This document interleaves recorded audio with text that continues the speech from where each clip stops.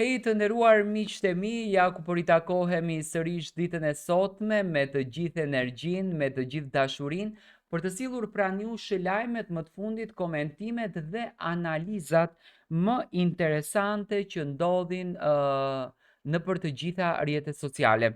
Dua të ndaloj pak tek emisioni Mirëmbrëma yje dhe tek Arbana Osmani. Qofsha unë gabim.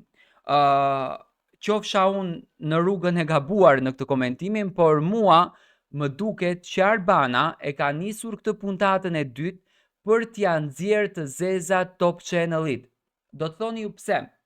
Të gjithë mysafirët, të cilët janë të ftuar tek Arbana Osmani, kanë patur një lidhje më përpara me televizionin Top Channel dhe të gjithë po nxjerrin eksperiencat e tyre të hidhura brenda atij televizioni. Dhe në qoftë se ne do të shohim mimikën e Arbanës gjatë kohës kur ato flasin për Ledionin, për Sarën, për Lorin, për zonjën Vjollca, më thënë është një lloj mimike e çuditshme, sikur komplet ky emisioni po bëhet vetëm për televizionin Top Channel dhe vetëm për ta nxjerrë të vërtetën e atij televizioni.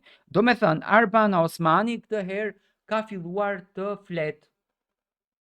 I ftuari i fundit ishte Arjan Konomi, i cili tregon që në televizionin Top Channel e kanë pezulluar nga televizioni për faktin sepse Arjani ka nxjerrë në rrjetin social një status që Arjani pasi ka marrë urdhërin nga udhëheqësit e televizionit Top Channel nuk ka preferuar që ta largon statusin nga Facebooku i tij dhe menjëherë do me thënë ka ardhur kërcënimi për ta hequr Arjanin nga puna dhe ka dalë Arjani nga puna.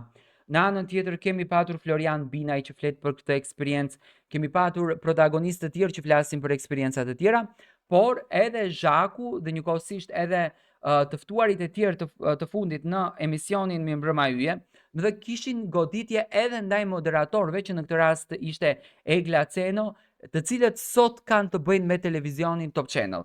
Do me thënë, unë e shoh që Arbana edhe pse para 2 vitesh u tha që unë i lava duart në mënyrën më të mirë, doli në për intervista duke treguar që unë gëzoj një respekt të papar me televizionin Top Channel, gëzoj një respekt të papar me udhëheqësinë e atij televizioni. Ju e dini shumë bukur që ka patur një afrimitet shumë të madh Arbana me Sarën, me Lorin edhe etj.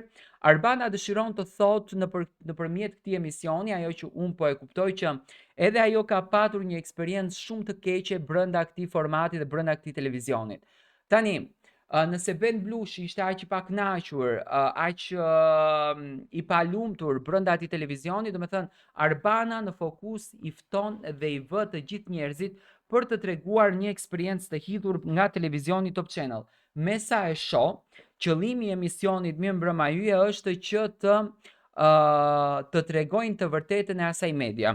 Por çuditërisht në këtë anë nuk kemi asnjë lloj reagimi nga ana e televizionit Top Channel.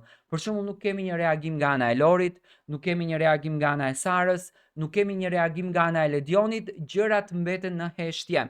Ndoshta Ledioni funksionon me këtë fenomenin që qentëlet lehin, është një thënie popullore, karvani hec përpara, ne po luftojmë, po punojmë dhe po ecim përpara.